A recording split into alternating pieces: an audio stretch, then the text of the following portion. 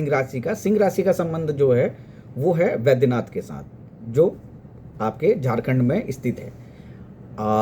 जिन लोगों इसको मतलब जो सिंह राशि के लिए कहा जाता है कि जिनके परिवार में या स्वास्थ्य की कुछ समस्या है या इस राशि से संबंधित समस्या है या जो राजनीतिक तौर पर एक्टिव होना चाह रहे हैं, नहीं काम कर पा रहे हैं, क्योंकि जो सिंह राशि के स्वामी होते हैं वो सूर्यदेव होते हैं, वही सत्ता, पावर, अथॉरिटी दिलाते हैं। तो सिंह राशि जिनकी भी 6-8-12 में आ रही है तो वो जाके आप वैद्यनाथ ज्योतिर्लिंग के दर्शन कर सकते हैं, नहीं तो पूजा कर सकते हैं।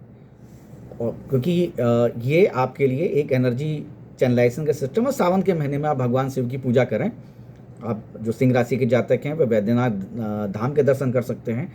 या अगर सावन के महीने में आपने नहीं किया है तो आप अपने जीवन में कभी ना कभी इस जो उनकी राशि से संबंधित ज्योतिर्लिंग है उसमें उनको दर्शन करने चाहिए। अब हम बात करते हैं कन्या राशि की। कन्या राशि का जो संबंध है वो मल्लिकार्जुन ज्योतिर्लिंग से संबंध है। ये कन्या राशि से जुड़ा हुआ है और कन्या राशि आप जानते हैं बुद्धदेव की राशि है। यहाँ पर बुद्धदेव उच्च के होते हैं।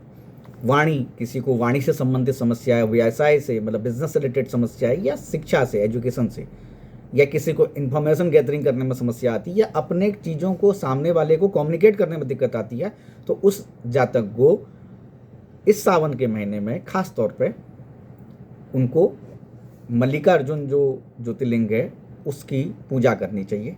जो मैं आपको बार बार बता रहा हूँ कि अगर वो नहीं जा सकते हैं तो जब पूजा करें किसी भी स्थानीय स्तर पर शिव मंदिर में जाकर, तो वहाँ पर संबंधित जो ज्योतिर्लिंग है, जो उनकी राशियों से संबंधित ज्योतिर्लिंग है, वहाँ पर वो उनका ध्यान कर उनको स्मरण करें और कोशिश ये करें कि द्वादश ज्योतिर्लिंग स्तोत्रम जो है उसका कम से कम 11 बार पाठ करें। आप संकल्प के साथ करिए।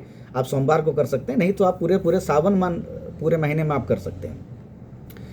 और जो कन्या राशि के या लग्न के जातक हैं वो अगर ऐसा करते हैं तो उनको उनके बुद्धदेव मजबूत होंगे, उनकी राशि मजबूत होगी, उनकी लग्न मजबूत होगी। जिनकी लग्न कन्या है या राशि कन्या है वो लग्न मजबूत है कि लग्न मजबूत होगी या राशि मजबूत होगी तो उसके स्वामी मजबूत होंगे। तो इससे आपको सीधे तौर पर फायदा हो जाएगा। तो ये सावन के महीने में आपके लिए उपाय है।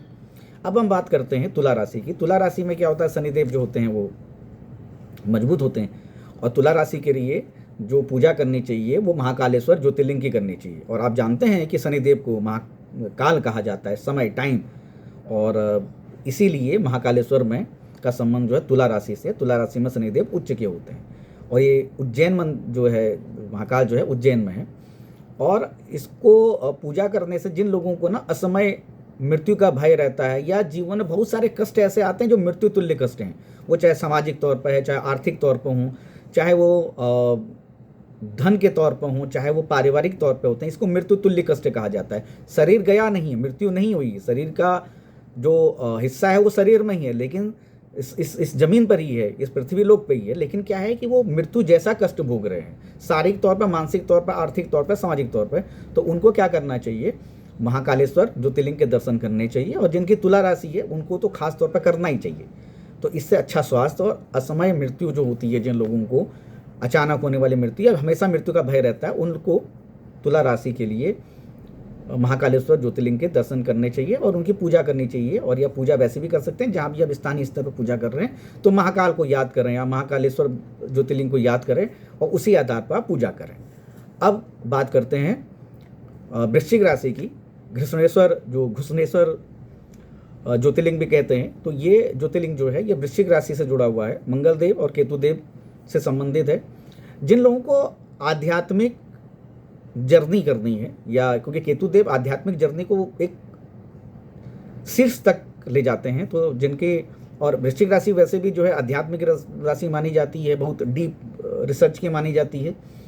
जिनकी कुंडली, जो जातक हैं जो वृश्चिक राशि के हैं, लग्न के हैं, उनको इस सावन के महीने में उनको घृष्णेश्वर ज्योतिर्लिंग के दर्शन करने चाहिए, उससे संबंधित पूजा पाठ करना चाहिए। और मंगल केतु को अगर आप उपाय करना चाह रहे हैं तो उसके लिए भी आप इस सावन के महीने में घृष्णेश्वर ज्योतिर्लिंग की पूजा कर सकते हैं, क्योंकि ये मंगल देव का प्रभाव और केतु देव का प्रभाव कम करेंगे। सावन के महीने में आपको शीतलता मिलेगी। और जैसे अभी भी आप देख रहे होंगे कि सिंह राशि में ही मंगल देव और केतु देव का गोचर चल रहा है और बहुत सारे लोगों को दिक्कतें आ रही हैं, तो उससे भी आपको प्रभावित जो प्रभाव है वो कम होगा। तो आपके लिए जो है, जो वृश्चिक राशि के लोग हैं उनके लिए जरूरी है कि वो घृष्णेश्वर ज्योतिर्लिंग के दर्शन करें या उनकी पूजा करें, और द्वादश ज्योतिर्लिंगों का पाठ तो आप करें ही करें। जो स्तोत्रम का पाठ है, जिसको मैं बार बार कह रहा हूँ, उसको आप करें ही करें, 11 बार कम से कम उसको करना चाहिए आपको।